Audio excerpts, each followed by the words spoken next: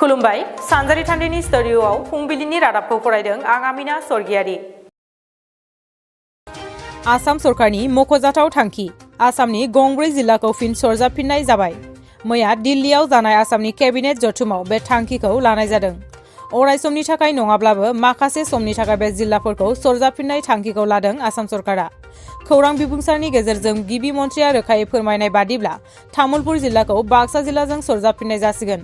तामुलपुर जिल्लाया बाक्सा जिल्लानि महकुमा महरै थागोन। लोगोसे हजाइखौ नगावजों, बजालिखौ बरपेटाजों आरो बिश्वनाथखौ सनितपुरजों फिन सरजाबफिननो थांखि लाबाय आसाम सरकारा। जाय जिल्लाफोरा फिन गोदानै सरजाबजाफिनदों बैफोर जिल्लाया महकुमा महरै थागोन होनना फोरमायदों गिबि मन्थ्रिया। मख'जाथावदि बैफोर जिल्लाफोरा माखासे सान आरो बोसोर सिगाङावल'सो जिल्ला महरै फोसावजादोंमोन। हजाइ आरो बिश्वनाथ जिल्लाखौ 2015 मायथाइनि 15 आगस्तआव जिल्ला महरै फोसावदोंमोन। बजालिखौ 2021 मायथाइनि 12 जानुवारि आरो तामुलपुर जिल्लाखौ 2022 मायथाइनि 23 जानुवारियावसो आलादा जिल्ला महरै आसाम सरकारा फोसावदोंमोन। नाथाय मैया आसाम सरकारा फिन बैफोर जिल्लाफोरखौ सरजाबफिननानै महकुमा महरै फोसावफिननाया रायजो राजाफोरखौ साननो गोनां खालामदों। आसाम सरकारनि बे हाबाखौ गोबां दैदेनगिरिफोरा गोजोननाय गैयै फोरमायदों।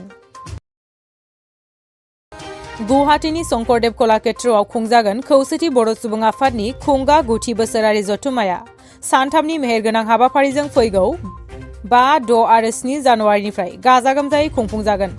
दासान्दि बेनि थाखाय लाहार फाहार खालामनाय हाबाफारिया फारियै सोलिगासिनो दं।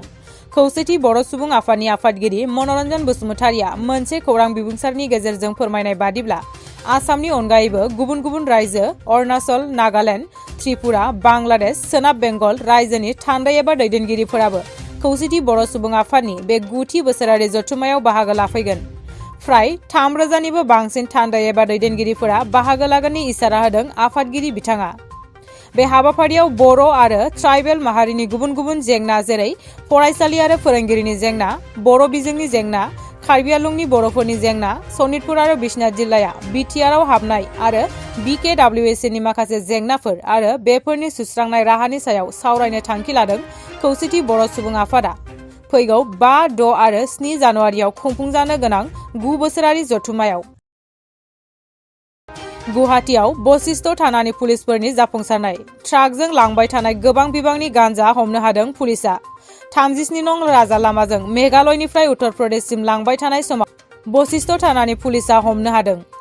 UP 51AT 4852 नम्बरनि गंसे ट्राकजों लांबाय थानाय समाव 37 नं हायुंआरि राजा लामायाव हमनो हादों होननानै खौरां मोन्दों।